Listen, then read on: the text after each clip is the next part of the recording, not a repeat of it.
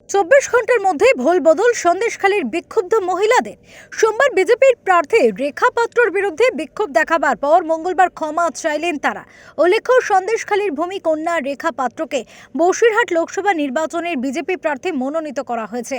এরপরই সোমবার এলাকার মহিলাদের একাংশ হাতে প্লাকার্ড নিয়ে প্রার্থী বদলের দাবিতে বিক্ষোভ করেছিলেন। পাশাপাশি সন্দেশখালী এলাকায় রেখার বিরুদ্ধে পোস্টারও পড়েছিল। আমরা অন্য প্রার্থীর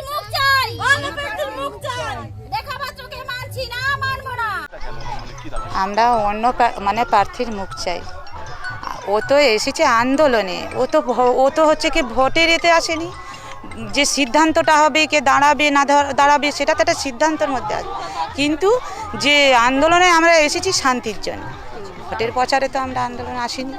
এই ঘটনা ঠিক 24 ঘন্টা পরে ওই মহিলাদের ক্ষমা প্রার্থনা করার একটি ভিডিও সোশ্যাল মিডিয়ায় ভাইরাল হয়েছে।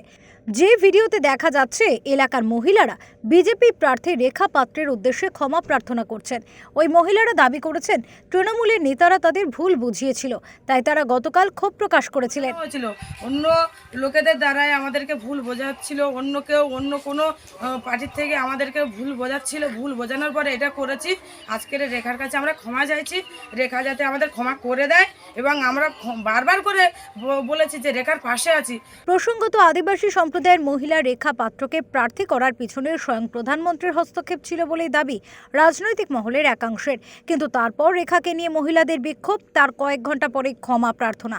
আর এই সম্পূর্ণ ঘটনার পিছনে বিজেপির গোষ্ঠীদ্বন্দ্ব নাকি তৃণমূলের উস্কানি, তা নিয়ে বর্তমানে সরগরম সন্দেশখালী থেকে সুকান্ত চট্টোপাধ্যায়ের রিপোর্ট, ওঙ্কার বাংলা।